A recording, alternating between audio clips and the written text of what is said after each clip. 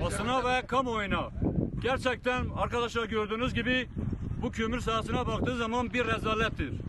Kömürün 8. ay ve 9. aya gelmesi gerekiyordu.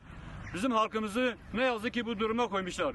Şu an 3. aya giriyoruz, halkımıza daha kömür dağıtılmamıştır. Her bir seferinden 3 tır, 4 tır gelip biz halkımıza ulaşamıyoruz. Biz Ramazan'dayız. Halkımız şu an gerçekten sefalet içindeyiz. Bizim arkadaşlarımız 3 gün 4 gün sırada bekliyor. Halkımıza biz kömür ulaştıramıyoruz. Yetkili de yok tabii. Yetkili yoktu gerçekten. Biz sosyal devletin amacı bile olmaması gerekirdi. Sosyal devlet halkına hizmet etmek. Sosyal devlet demek halkına hizmet etmektir. Bu bir rezalettir. Ben vakıf müdürünü, her yetkili kim ise ben istifa davet ediyorum. Bizim Erciş halkı bu şeylere layık değildir. Gördüğünüz gibi taşlara bakıyorsunuz. Taşlar var, halka dağıtıyor. Ben Erdiş halkına, ben tekrar Erdiş halkına adına konuşuyorum. Nakliye arkadaşlarımız sahura kalktığı zaman sahuru yapıp gelip sıraya giriyorlar. Bizim arkadaşlarımız 3 gün 4 gün sıra bekliyorlar, sıra gelmiyorlar. Biz bunu kınıyoruz. Yetkili kim ise derhal istifa etsin. Burada Sayın Kaymakam'a da sesleniyorum. Vakıf müdürüne bir el atsın. Vakıf müdürünü ben istifa davet ediyorum. Bravo. Bravo. Gelen kömür hepsi taştır. Bu yazık günahtır bu millete bak. Yani hepsi taştır, bu kömür yanmıyor yani. Biz yetkililerden istiyoruz ki buna bir el atsınlar yani.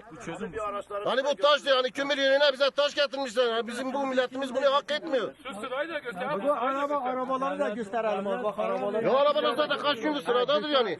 4-5 gün oldu. Günde bir tır, 2 tır, 3 tır, 5 tır geliyor. 3-4 gündür arabalar hep sıradadır yani. Sırada bekliyoruz arkadaşlarımız. Gerçekten sabah 6'dan geliyoruz buraya. Ne kömür var, ne bir şey var. Hepsi taştır, görüyorsun yani. Bu piyasayı görüyorsun abi. Gelsin yetkili buraya gelsinler. Halimizi görsünler. Perişanız. Perişan bir durumdayız. Evet arkadaşlar biliyorsunuz bak araçlarımız şu an belki 40 tane şu an sıraya girmişiz. Her bir arkadaşımız 4 gün sıra bekliyor. Yani bu bir rezalettir. Yani bizim halkımız bunu hak etmiyor.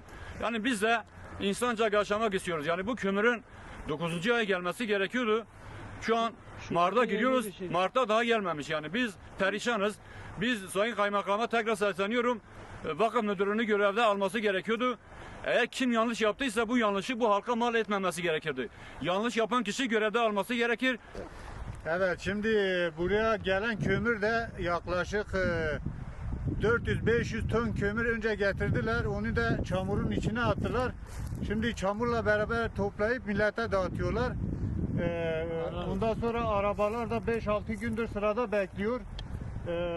Kömür de gelmiyor. Günde 1-2 tır geliyor. O da millete yetmiyor. Daha 400-500-5000 ton dediler gelecekler. Daha almayan 4000-5000 kişi yaklaşık var. O da geleceği belli değil. Böyle diye bekliyoruz yani.